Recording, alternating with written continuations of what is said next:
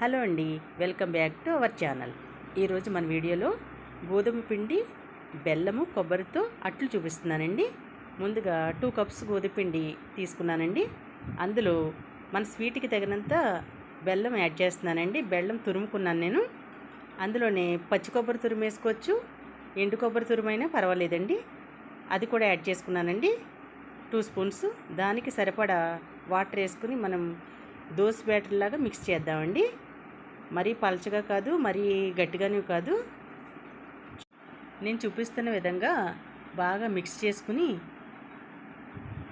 తగినంత వాటర్ వేసుకుని చక్కగా మిక్స్ చేద్దామండి.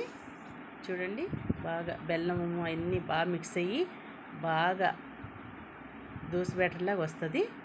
ఇవి చాలా మంచిదండి. డీప్ ఫ్రై ఉండదు.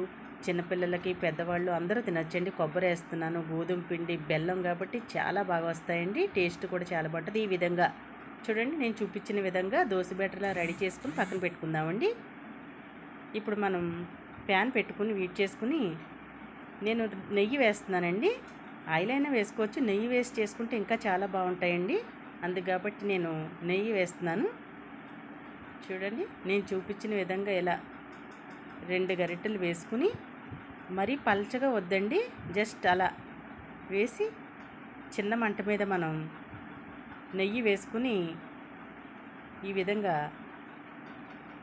స్లో మంట మీద పెట్టుకుని మాడిపోకుండా చక్కగా మూత పెట్టి 1 నిమిషం వండిస్తే సరిపోద్దండి. చూడండి, ఈ విధంగా వచ్చినాక మనం రెండో వైపు తిరిగేసుకుందాము.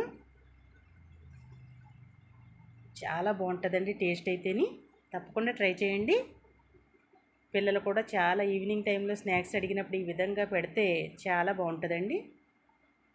చూడండి ఎంత చక్కగా వచ్చినాయో. ఇప్పుడు మనం తీసుకుని సర్వ్ చేసుకుందాము. అలా మనకి ఎన్ని కావాలితే అన్నీ వేసుకుందామండి. చూడండి ఎంత బాగా వచ్చినాయో. చాలా సాఫ్ట్గా వస్తాయండి.